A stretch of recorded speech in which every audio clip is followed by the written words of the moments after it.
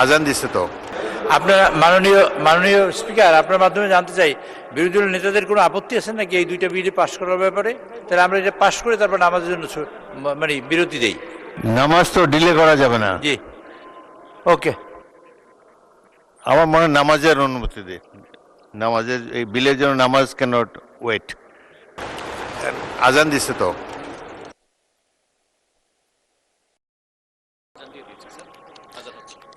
মাননীয় chief whip, যেহেতু আজান দিয়েছে আর এরপরও দুইটা বিল আছে, আমরা এই ফার্স্ট সেশনেই আমরা পাশ করতে চেয়েছিলাম, তো মাননীয় বিরোধী দলীয় সম্মানিত নেতা না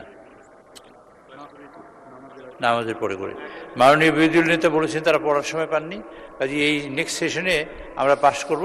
মানে আমি অনুরোধ করতে চাই যে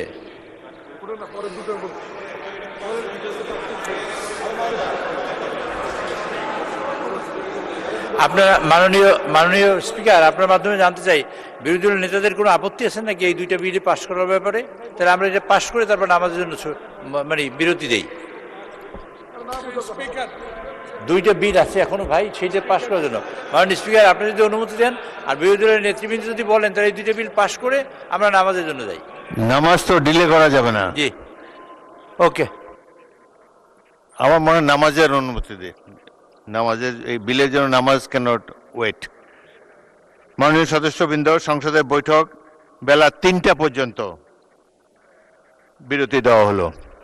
3:30 কথা ছিল 3টা। মাননীয় সদস্যবৃন্দ, বৈঠক বেলা 3টা 30 ঘটিকা পর্যন্ত বিরতি দেওয়া হলো।